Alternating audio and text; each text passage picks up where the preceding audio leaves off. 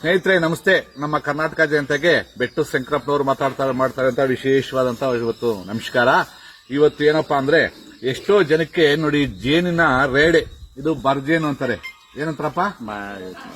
ಬರಜೇನು ಅಂತಾರೆ. ಇದ್ರಲ್ಲಿ ಜೇನಲ್ಲಿ ಚಿಕ್ಕ ಜೇನು ಬರುತ್ತೆ, ಕುಂಬಳೇನು, ಕಳ್ಳು ಜೇನು, ಕಳ್ಕಟ್ಟಲ್ಲಿ ಕಟ್ಟೋದು. ಆ ಜೇನುಗಳೆಲ್ಲ ಯಾವ್ದು ಹೋಗಲ್ಲ, ಚಿಕ್ಕ ಜೇನು ಯಾವ್ದು ಹೋಗಲ್ಲ. ಇದು ಅದ್ ಯಾವ ಜೇನು ಆಗಲ್ಲ, ತುಡುಬೇನೂ ಆಗಲ್ಲ. ಇದು ಹೆಜ್ಜೇನು ಅಂತೀವಿ, ಬರ್ಜೇನು ಅಂತೀವಿ. ಇದು ಕಾಡಲ್ಲಿ ಜಾಸ್ತಿ ಕಟ್ತವೆ, ದೊಡ್ಡ ದೊಡ್ಡ ಮರಗಳಲ್ಲಿ ಕಟ್ತವೆ. ಈ ಜೇನಿಂದ ಏನಾಗುತ್ತೆ ಅಂದ್ರೆ ತುಂಬಾ ಕಾಯಿಲೆಗೆ ಒಂದು ವಿಶೇಷವಾದಂತ ಅಲರ್ಜಿಗೆ ಇದಾಗುತ್ತೆ. ಅಲರ್ಜಿ ಅಂದ್ರೆ ಎಲ್ಲಾ ಅಲರ್ಜಿಗೂ ಆಗಲ್ಲ, ತಪ್ಪು ತಿಳ್ಕೊಬೇಡಿ. ಈ ತರ ಹೇಳ್ತಾ ಇದೀವಿ ಅಂತ ಅಲರ್ಜಿಗೆ ಹೇಳ್ಬಿಟ್ಟು ಎಲ್ಲರೂ ಮಾಡ್ಕೊಳ್ಳೋದಲ್ಲ. ಇದನ್ನ ಕೆಂಪು ಮಚ್ಚೆ ಅಂತೀವಿ.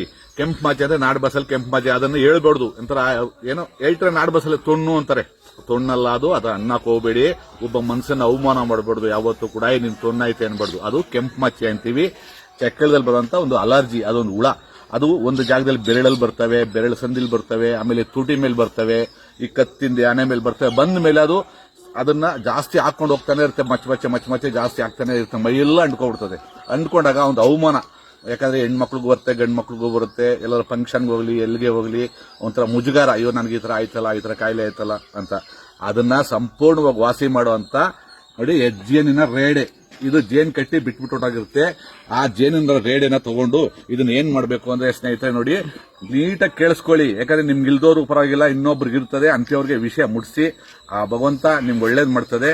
ಇದನ್ನ ಏನ್ ಮಾಡ್ಬೇಕು ಅಂದ್ರೆ ನೋಡಿ, ಈ ಜೇನಿನ ರೇಡೆನ ಒಣಗಿಸ್ಬಿಡ್ಬೇಕು. ಒಣಗಿಸಿ ಇದನ್ನ ಏನ್ ಮಾಡ್ಬೇಕು ಅಂದ್ರೆ ಚಿಕ್ಕ ಚಿಕ್ಕದಾಗಿ ಪೀಸ್ ಮಾಡ್ಕೋಬೇಕು. ನೋಡಿ, ಈ ತರ ಪೀಸ್ ಮಾಡ್ಕೋಬೇಕು. ಒಣಗಿದ ಮೇಲೆ ಪೀಸ್ ಮಾಡ್ಕೊಂಡ್ಮೇಲೆ ಏನಾಗುತ್ತೆ ಅಂದ್ರೆ ಈ ತರ ಪೀಸ್ ನೋಡಪ್ಪ, ಈ ತರ ಪೀಸ್ ಮಾಡ್ಕೊಂಡು ಒಂದಿಷ್ಟಿಷ್ಟನ್ನ ಬಾಂಡ್ಲಿನಲ್ಲಿ ನಾವು ಈ ಕಾಳು, ಅವರೆಕಾಳು, ತರಗೊಂಡಿ ಕಾಳೆಲ್ಲ ಉರಿತೀವಿ ಗೊತ್ತಾ, ಹುಳ್ಳಿ ಕಾಳು, ಆ ತರ ಉರಿಯೋ ಬಾಂಡ್ಲಿನಲ್ಲಿ ಹಾಕೊಂಡು ಚೆನ್ನಾಗಿ ಉರಿಬೇಕು.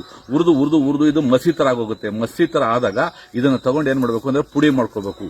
ಪುಡಿ ಮಾಡ್ಕೊಂಡು ಅದನ್ನ ಏನ್ ಮಾಡ್ಬೇಕು ಅಂದ್ರೆ ಸ್ನೇಹಿತರೆ, ಆ ಪುಡಿನ ಒಂದು 50 ಗ್ರಾಮ್ 100 ಗ್ರಾಮ್ ಪುಡಿ ಮಾಡ್ಕೊಂಡು ಖಂಡಿತ ನೋಡಿ, ಪುಡಿಗೆ ಏನ್ ಮಾಡ್ಬೇಕು ಅಂದ್ರೆ ಹಸಿನ ತುಪ್ಪ, ಒರಿಜಿನಲ್ ತುಪ್ಪ, ಹಸಿನ ತುಪ್ಪ ಇರಬೇಕು. ಈ ಹಸಿನ ತುಪ್ಪನ ಮಿಕ್ಸ್ ಮಾಡ್ಕೋಬೇಕು. ಎಷ್ಟು?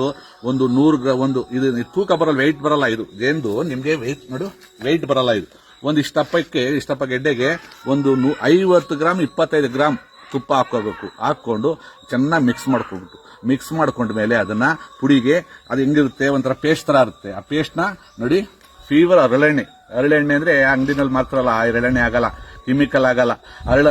ಹರಳೆಣ್ಣೆನೆ ಫೀವರ್ ಆಗಿ ನಮ್ಮ ಮನೆಯಲ್ಲಿ ಯಾರು ತಯಾರಿಸಿರ್ತಾರೆ ಅಜ್ಜಿದ್ರು, ಅಂತವ್ರ ಹತ್ರ ಈಸ್ಕೋಬೇಕು. ಹರಳೆಣ್ಣೆ ಒಂದ್ ಸ್ವಲ್ಪ 2 ಟೇಬಲ್ ಸ್ಪೂನ್ ಅಷ್ಟು ಹಾಕೊಂಡು ಅದನ್ನ ಏನ್ ಮಾಡ್ಬೇಕು ಅಂದ್ರೆ ಚೆನ್ನಾಗೆಲ್ಲ ಕಲಸ್ಬಿಟ್ಟು ಒಂಥರ ಪೇಸ್ಟ್ ತರ ಆಗುತ್ತೆ. ಆ ಪೇಸ್ಟ್ ತರ ತಗೊಂಡು ಎಲ್ಲೆಲ್ಲಿ ಮಚ್ಚೆ ಇದೆಯೋ ಖಂಡಿತವಾಗಿ ಹಚ್ಚಿ. ನೀವು ಕರೆಕ್ಟಾಗಿ ಒಂದು 15 ದಿನ ಹಚ್ಚೋ ಅಷ್ಟರಲ್ಲಿ ಸಂಪೂರ್ಣವಾಗಿ ಇದು ಒಣಗೋಗಿ ನಿಮ್ಗೆ ಹೊಸ ಚಕ್ಲ ಬರುತ್ತೆ ಸ್ನೇಹಿತರೆ. ಇದಕ್ಕಂತೂ ಸತ್ಯ. ಇದನ್ನ 4 ಜನಕ್ಕೆ ನೋಡಿ, 4 ಜನಕ್ಕೆ ಶೇರ್ ಮಾಡಿ. ಯಾಕಂದ್ರೆ ಇನ್ನೊಬ್ಬರಿಗೆ ಗೊತ್ತಿರೋ ವಿಷಯನ ನಾವು ಹೇಳಿದಾಗ ಆ ಭಗವಂತ ನಮಗೊಂದು ಎಲ್ಲ ಸೇರ್ಕೊಂಡು ನಮ್ಮ ಕರ್ನಾಟಕ ಜನತೆಗೆ ಹೇಳ್ತೀನಿ, ಒಂದು ಒಳ್ಳೆ ಕೆಲಸ ಮಾಡೋಣ. ನಾವು ಇರೋದು 3 ದಿನ, ಒಂದು ಒಳ್ಳೆ ಕೆಲಸ ಮಾಡಿ 4 ಜನಕ್ಕೆ ಹೆಲ್ಪ್ ಮಾಡೋಣ.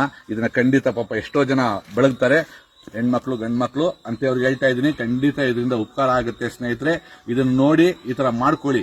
ಯಾಕಂದ್ರೆ ಇದನ್ನ ಆ ಜನಕ್ಕೆ ಕೊಟ್ಟಾಗ ಆ ಜನಕ್ಕೆ ಗೊತ್ತಿರಲ್ಲ, ಈ ವಿಷಯ ಮುಟ್ಟಿಸಿದಾಗ ಅದರಿಂದ ಮಾಡಿ ಉಪಯೋಗ ಮಾಡ್ಕೊತಾರೆ. ನಿಮ್ಗೆ ಎಷ್ಟೇ ಹಾಸ್ಪಿಟಲ್ ಹೋದ್ರೂ ಅದು ವಾಸಿ ಆಗಲ್ಲ, ಕಾಯಿಲೆ ಹೋಗಲ್ಲ, ಒಂಥರ ಮುಜುಗಾರ.